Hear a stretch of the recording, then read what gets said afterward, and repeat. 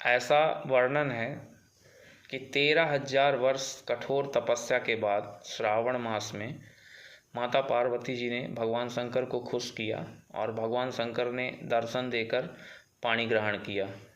पाणी ग्रहण का मतलब है पत्नी के रूप में स्वीकार करना।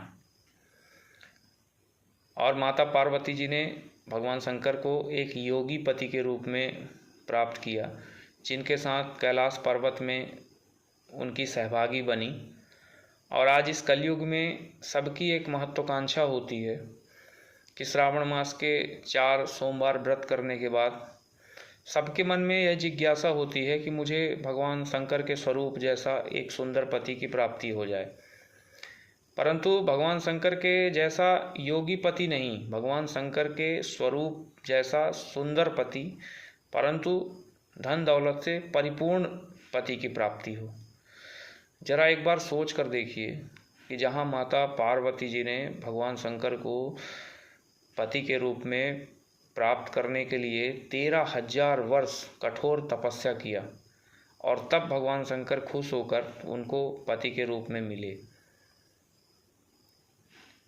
क्या आपको लगता है कि 4 श्रावण सोमवार व्रत करके इतनी आसानी से भगवान शंकर के स्वरूप को प्राप्त किया जा सकता है? भगवान शंकर को इतना सहज और सरल भी नहीं समझिए जितना समझने की कोशिश कर रहे हैं। मानते हैं कि भगवान शंकर को भोलेनाथ कहा गया है। भगवान शंकर भक्ति में प्रसन्न हो जाएं, बहुत भोले हैं, और प्रसन्न होने के बाद भगवान शंकर कब किसको रंक से राजा बना दें कोई नहीं जानता। परंतु उसके लिए निस्वार्थ भक्ति होनी चाहिए। हमारे भक्ति में 1% का भी स्वार्थ नहीं होना चाहिए। परंतु हमारे अंदर निस्वार्थ भक्ति कहाँ है? नहीं, कहीं ना कहीं हमारी भक्ति में स्वार्थ है। फिर क्या लगता है कि भगवान शंकर इतने सहज और सरल हैं कि हमें सिर्फ श्रावण मास के 4 सोमवार की भक्ति में प्राप्त हो सकते हैं? और आपको लगता है कि भगवान शंकर का स्वरूप दर्शन देने के बाद आप देख सकते हो? असंभव है।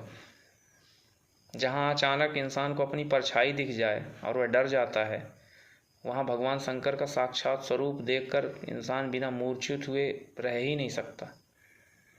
जिस वक्त भगवान शंकर का स्वरूप देखेगा मूर्छित हो जाएगा।